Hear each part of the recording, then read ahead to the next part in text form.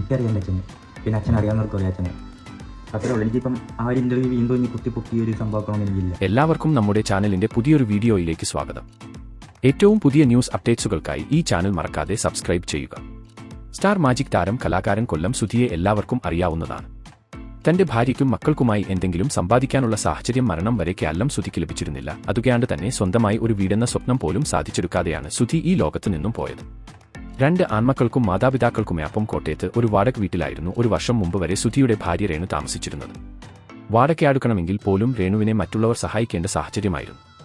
സുധിയുടെ കുടുംബം അനുഭവിക്കുന്ന ബുദ്ധിമുട്ടുകൾ വാർത്തകൾ വഴിയും വൈറൽ വീഡിയോകൾ വഴിയും അറിഞ്ഞാണ് ബിഷപ്പ് നോബിൾ ഫിലിപ്പ് തന്റെ കുടുംബസ്വത്തിൽ നിന്ന് അല്പം ഭൂമി രേണുവിനും മക്കൾക്കും വീട് വയ്ക്കാനായി നൽകിയത്. ആ സ്ഥലത്ത് വീടുയർന്നത് KHDC എന്ന കൂട്ടായ്മയുടെ പ്രയത്നത്തിലൂടെയാണ്. ഫുൾ ഫർണിഷ്ഡായ അടച്ചുറപ്പുള്ള വീട് രേണുവിനും മക്കൾക്കും ലഭിച്ചിട്ട് ഒരു വർഷം പിന്നിടുന്നു. രേണുവും ഇളയ മകനും മാതാപിതാക്കളുമാണ് ഈ വീട്ടിൽ താമസം. സുധിയുടെ അമ്മയ്ക്കും സഹോദരനുമൊപ്പം കേരളത്താണ് സുധിയുടെ മൂത്ത മകൻ കിച്ചുവിന്റെ താമസം. ക്രിസ്മസ് ആഘോഷിക്കാനായി കിച്ചുവും കൂട്ടുകാരനും തലേദിവസം തന്നെ കോട്ടയത്തെ സുധിലേത്തിൽ എത്തിയിരുന്നു. അച്ഛനില്ലാത്ത കുറവ് അനിയൻ അറിയാതിരിക്കാൻ വസ്ത്രങ്ങളും ചോക്ലേറ്റും എല്ലാം വാങ്ങി ഇടയ്ക്കിടെ കിച്ചു കോട്ടയത്ത് വരും. അതിന്റെ ഭാഗമായാണ് ക്രിസ്മസിനും കോട്ടയത്ത് വന്നത്. പടക്കത്തിന്റെ വലിയ ശേഖരവുമായാണ് കിച്ചു വന്നത്. രേണുവും കുടുംബവും ചേർന്ന് ട്രീയും നക്ഷത്രവും എല്ലാമായി വീട് മനോഹരമായി അലങ്കരിച്ചിരുന്നു. സുധിയുടെ കല്ലറയിൽ പോയി മെഴുകുതിരി കത്തിച്ച ശേഷമാണ് രേണുവും മക്കളും ക്രിസ്മസ് ആഘോഷങ്ങൾക്ക് തുടക്കം കുറിച്ചത്. പനിയായിരുന്നിട്ടും അനിയന് വേണ്ടിയാണ് കിച്ചു കേരളത്ത് നിന്നും കോട്ടയത്ത് വന്നത്. സന്തോഷം നിറഞ്ഞ നല്ലൊരു ദിവസം എന്നാണ് ക്രിസ്മസ് ആഘോഷങ്ങൾ കഴിഞ്ഞ് കേരളത്തേക്ക് മടങ്ങുന്നതിനിടെ കിച്ചുവും കൂട്ടുകാരും പറഞ്ഞത്.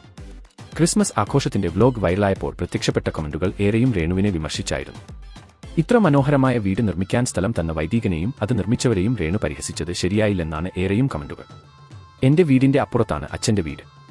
ഞാൻ അവിടെയുള്ളപ്പോൾ അച്ഛനെ ആ പരിസരത്ത് കാണാറില്ല. അച്ഛന് വീട്ടിൽ മര്യാദയ്ക്ക് പ്രാർത്ഥിച്ചിരിക്കും. എന്തിനാ അച്ഛാ ഇങ്ങനെ? ഞാൻ വീട്ടിൽ ചെല്ലട്ടെ, അച്ഛൻ കാണിച്ചു കൊടുക്കാമെന്നാണ് രേണു പറഞ്ഞത്.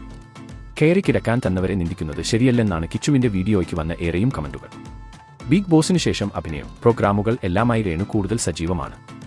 അപ്പോൾ ഇപ്പോഴത്തെ രേണു സുധിയെക്കുറിച്ചുള്ള നിങ്ങളുടെ അഭിപ്രായം എന്താണ്? താഴെ കമന്റ് ചെയ്യാൻ മറക്കല്ലേ. അപ്പോൾ ഇതുപോലത്തെ കൂടുതൽ വാർത്തകൾക്കായി ഈ ചാനൽ മറക്കാതെ സബ്സ്ക്രൈബ് ചെയ്യുക.